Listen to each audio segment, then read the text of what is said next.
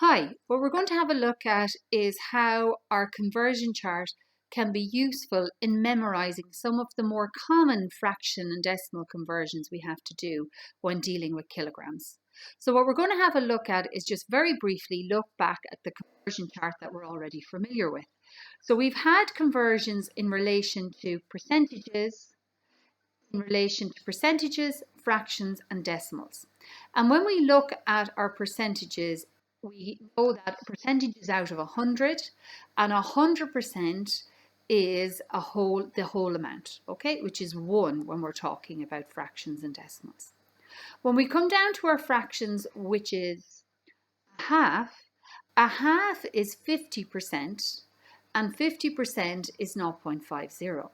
And we can see that the reason it makes it easier to remember is that these numbers, when we're converting, repeat themselves again and again. So whenever we're thinking half of something, half of 100 is 50%.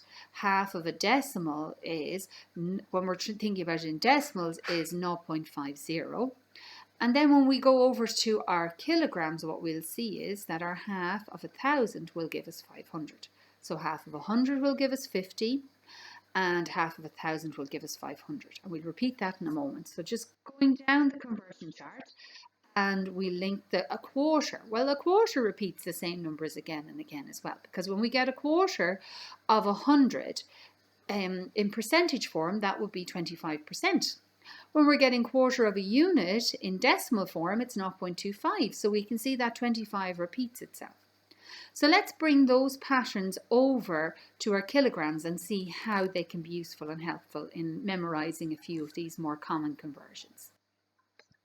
Okay, so first of all, when we look at a kilogram, what we're thinking of is, we're thinking of 1 kilogram is the same as 1,000 grams. So 1 kilogram is 1,000 grams.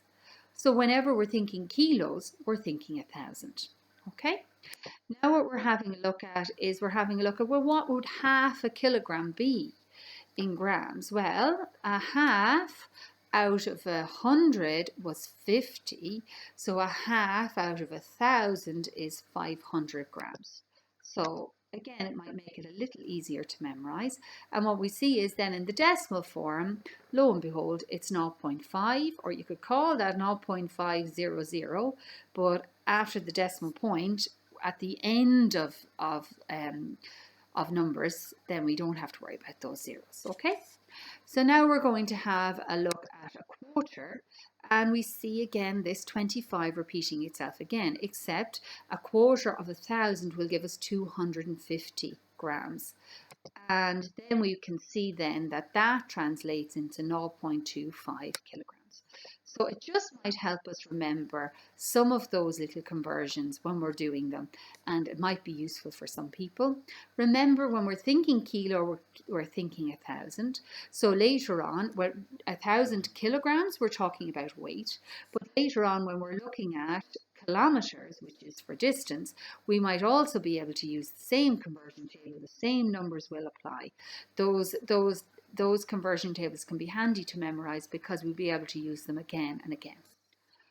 Okay, I hope this helps. Bye.